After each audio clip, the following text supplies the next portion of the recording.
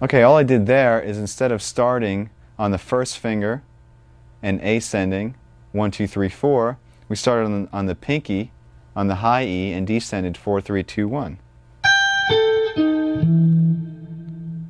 Once again picking alternately, and then we reversed that image like a mirror and started on the fourth finger once again on the low E.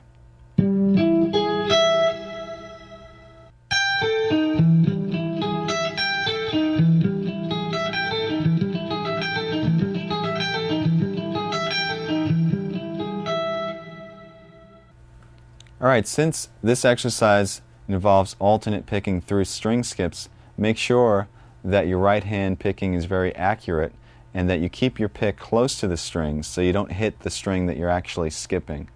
It's called efficiency of motion. Now, you should also practice the same exact exercise starting on an upstroke as well to make sure that you're ambidextrous. No.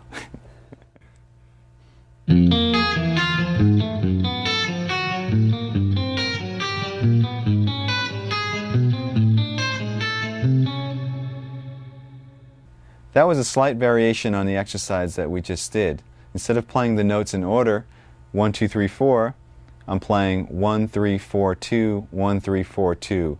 And the notes and skips are exactly the same. Make sure you keep the picking alternate. Let me show you now the descending version.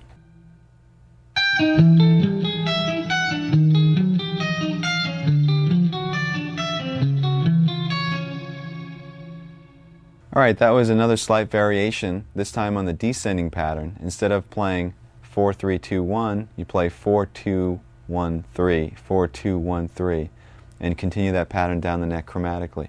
Remember to keep your picking alternate the entire time. And that will wrap up our warm-up exercises. I usually play these type of exercises for, I guess, about 10 to 20 minutes before actually tackling some more difficult practicing or a gig or whatever. And it usually helps to get both hands acclimated to the guitar, especially when you're cold. So have fun and make sure you warm up.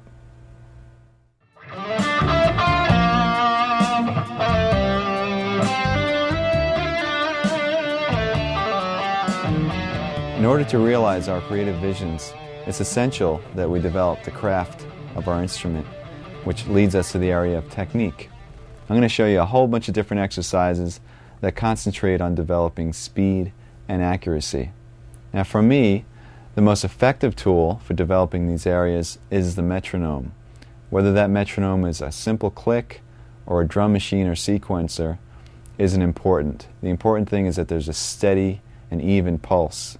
Now practicing and playing to a metronome will help you to play accurately at any speed and also show you how to subdivide the beat any which way that you want. Now the first exercise involves a very familiar looking shape. It's based off of an A major scale in the 4th position, 2 octaves. So let me show you that fingering first.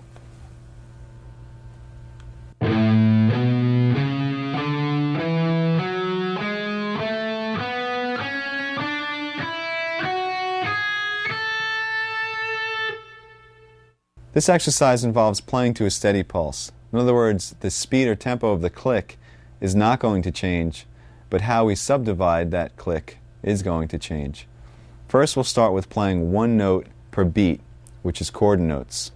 Now, I have a metronome setting of 66 beats per minute, which is really slow, but by the time we're done, you're going to be playing a lot of notes per beat, so it's important that we start slow. Remember also to keep a consistent down, up, down, up, down, up picking pattern the entire time. Here is chord notes to the metronome. 3, 4.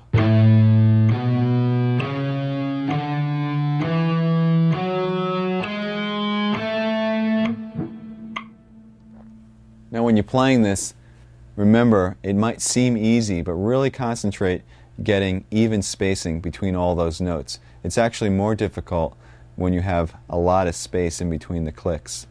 Now let me demonstrate 8th notes to the metronome. This would be 2 notes per beat.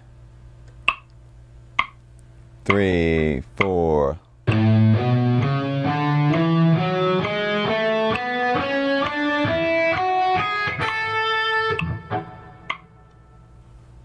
And now triplets, which is 3 notes to the beat.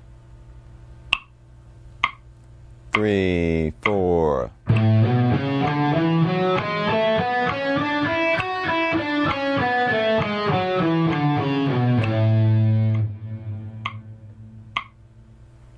The next division is 16th notes, 4 notes per beat.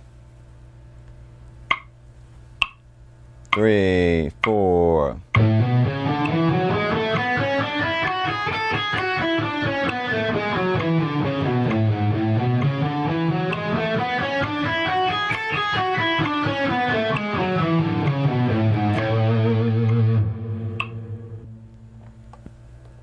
Now we're getting a bit faster. The next division is 6 notes per beat, or 16th note triplets.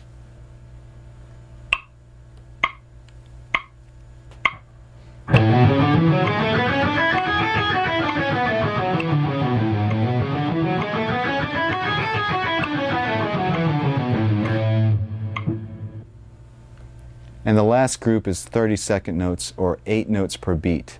And this is going to be quite faster than what we started. But remember, the pulse didn't change at all. It's just the division of that pulse. 3, 4.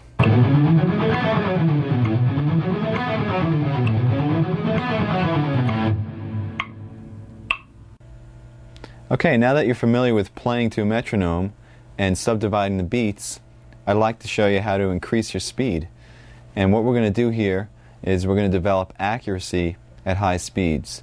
The basic concept is you start with a slow tempo on the metronome, play the exercise or example as many times until you've mastered it at that tempo, and then increase the metronome about 8 beats per minute, and then play the exercise over and over at that tempo, increase it, and so on until you get to your desired tempo. I'm going to demonstrate this with an exercise that uses chromatics, 4 fingers in a row, and they're played as 16th notes to the metronome. Let me show you the exercise first, then I'll show you how to develop the speed.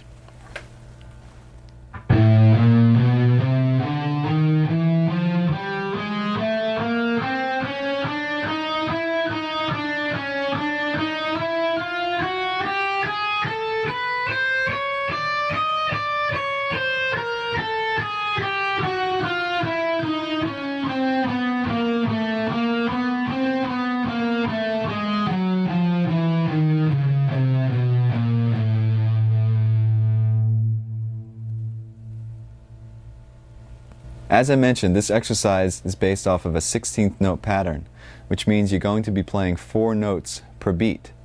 Besides concentrating on getting those notes to fall evenly over each click, you should also accent every 4 notes. In other words, every time the click comes down, accent with a harder pick stroke. So your group of 4 would sound like this.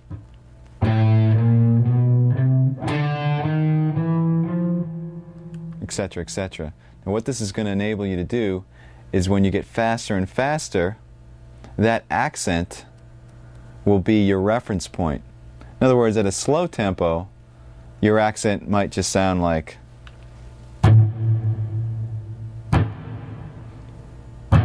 etc., and you'll be able to know where you are. But at a faster tempo, when the notes are whizzing by, your accent might be